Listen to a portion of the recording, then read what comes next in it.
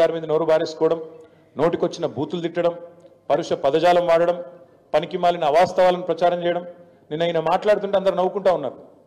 First of all Telangana తల్లి, అందరికీ తల్లి లాంటి తెలంగాణ తల్లిని అక్కడ పెట్టుకుందాం. కొత్త సెక్రటేరియట్ డాక్టర్ బాబాసాహెబ్ అంబేద్కర్ గారి పేరు మీద పెట్టుకున్న సెక్రటేరియట్, అక్కడ తెలంగాణ తల్లిని పెడదాం అందరి తల్లిని అంటే, లేదు నేను రాహుల్ గాంధీ వాళ్ళ నాయననే పెడతా అని చెప్పి రాహుల్ గాంధీ గారి తండ్రి గారి ఫోటో తెచ్చి అక్కడ పెట్టినాం, తండ్రి గారి విగ్రహం తెచ్చి అక్కడ పెట్టినాం. పెట్టడమే కాకుండా ఢిల్లీ మెప్పు కోసం ఇన్ని రోజులు బూతులు తిట్టిండు కదా, సోనియా గాంధీ గారిని బలిదేవత అని, రాహుల్ గాంధీ గారిని ముద్దపప్పు అని, నానా బూతులు ఏవైతే గతంలో తిట్టినావో వాటిని కవర్ చేసుకోవడానికి ఈరోజు చాలా కష్టపడి వాళ్ళ ప్రాపకం కోసం నేను చెప్తున్నాడు. ఏం చెప్తున్నాడు? రాజీవ్ గాంధీ గారు కంప్యూటర్ కనిపెట్టిండట. ఇక నీకు ఎంత తెలివి ఉందో దీన్ని బట్ట చెప్పొచ్చు. అయ్యా రేవంత్ రెడ్డి గారు, నీకు తెలియదు, దరిద్రం ఏంటంటే నీకు తెలియదన్న విషయం కూడా తెలియదు. నీకు ఎవడు చెప్తే ఇనవు. కంప్యూటర్ కనిపెట్టింది రాజీవ్ గాంధీ, రాహుల్ గాంధీ కాదు నాయన, చార్లెస్ బ్యాబేజ్ అన్నట్టు ఆయన. పాపం ఆయన కనిపెట్టిండు, ఆయన బాధపడుతున్నాడు. ఎక్కడున్నాడు కానీ ఆయన ఆత్మ అది బాధపడతా ఉన్నది. రాజీవ్ గాంధీ గారు భారతదేశానికి కంప్యూటర్ పరిచయం చేసినట్టాడు. రాజీవ్ గాంధీ గారు కంప్యూటర్ పరిచయం చేయలేదు భారతదేశానికి.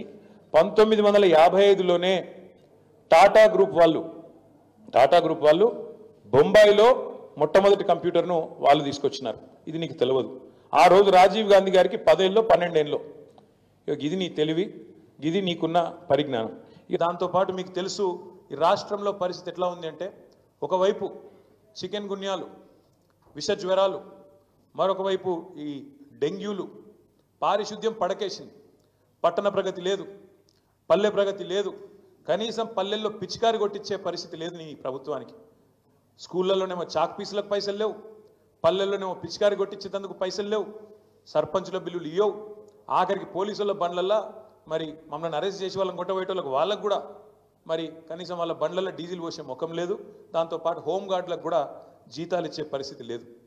చెప్తూ పోతే ఒకటి రెండు కాదు, రాష్ట్రంలో ఒకవైపు హెల్త్ ఎమర్జెన్సీ పెట్టే పరిస్థితి ఉన్నది. అంత దారుణమైన పరిస్థితులు వాళ్ళ పిల్లలు ఎక్కడ చూసినా ప్రతి ఇంట్లో జ్వరాలతో అతలాకుతలం అవుతున్నారు. ఇవన్నీ ఒకవైపు ఉంటే, పాలనను పక్కన పెట్టి కేవలం కేసీఆర్ను, బీఆర్ఎస్ పార్టీని తెల్లారి లేస్తే తిట్టడమే ఒక పనిగా పెట్టుకొని ఒక పనికిమాలిన పాలన నడుపుతున్న రేవంత్ రెడ్డి గారికి ఇవాళ ప్రజాపాలనా దినోత్సవం జరుపుతా ఉన్నాడు. అందుకే ఇవన్నీ చెప్తా ఉన్నాడు. ఈ సెప్టెంబర్ 17ను ప్రజాపాలనా దినోత్సవం అంటున్నాడు. ఈ రాష్ట్రంలో ఇంతవరకు పాలన అనేదే లేదు, ఆలన లేదు, పాలన లేదు. గురుకులాల్లో పిల్లలు అవస్థలు పడతా ఉన్నారు విషాహారం తింటూ. గురుకులాల్లో పిల్లల మీద అఘాయిత్యాలు జరుగుతూ ఉన్నాయి. గురుకుల టీచర్లను 2500 మందిని తీసి పక్కన పెట్టేసినారు సడన్గా, ఆకస్మికంగా. ఇట్లాంటి పరిస్థితి ఉంటే ప్రజాపాలన పేట డైవర్షన్ గేమ్లు ఆడుతున్న రేవంత్ రెడ్డి గారు పరిపాలన మీద దృష్టి పెట్టు, పరిపాలన చెయ్యి, ప్రజలకిచ్చిన హామీలు నెరవేర్చు. అందుకే ఇవాళ మేము మా పార్టీ తరఫున రాష్ట్ర ప్రభుత్వానికి, ముఖ్యంగా ముఖ్యమంత్రి రేవంత్ రెడ్డికి చెప్పేది ఏమంటే, ఇకనైనా ఈ 10వ నెల నుంచి అయినా పరిపాలన మీద దృష్టి పెట్టి ముందుకు పోండి. తప్పకుండా ప్రధాన ప్రతిపక్షంగా మేము ఎప్పటికప్పుడు ప్రజా సమస్యల్ని మీ దృష్టికి తీసుకొస్తానే ఉంటాం, మిమ్మల్ని ఎండగడుతూనే ఉంటాం. ప్రజాక్షేత్రంలో ప్రజా ఉద్యమాలు నిర్మించి తప్పకుండా ఉద్యమిస్తూ మీరు ఇచ్చిన 420 హామీలు అమలు చేసేదాకా మీ అంతు చూస్తాం, మీ ఎంబడబడతామనే మాట కూడా తెలియజేస్తూ, నిన్న నువ్వేదైతే తప్పు చేసినావో, తెలంగాణను అవమానిస్తూ, తెలంగాణ ఆత్మను అగౌరవపరుస్తూ, తెలంగాణ తల్లి ఎక్కడైతే కొలువు ఉండాలనో అమరజ్యోతి మధ్యన అంబేద్కర్ సచివాలయం నడుమ తెలంగాణ భవిష్యత్ తరాలకు, భవిష్యత్ పాలకులకు కూడా స్ఫూర్తిగా ఉండాల్సిన ఆ స్థలంలో ఎక్కడైతే తెలంగాణ తల్లి కొలువు తీరాలో అక్కడ నువ్వు రాహుల్ గాంధీ గారి తండ్రిని పెట్టినావు. తప్పకుండా మళ్ళీ చెప్తా ఉన్నా, సకల మర్యాదలతో మేము మళ్ళీ ప్రభుత్వంలోకి వచ్చిన మరుక్షణమే సకల మర్యాదలతో ఆ విగ్రహాన్ని అక్కడి నుంచి తిరిగి నీ గాంధీ భవన్కు పంపిస్తాం. అంతగానం ప్రేమ ఉంటే జూబ్లీహిల్స్లో నీ ఇంట్లో పెట్టుకో, లేదా ఇంకో కాడ పెట్టుకో, కానీ అక్కడ మాత్రం ఖచ్చితంగా తెలంగాణ తల్లి ఉంటుంది.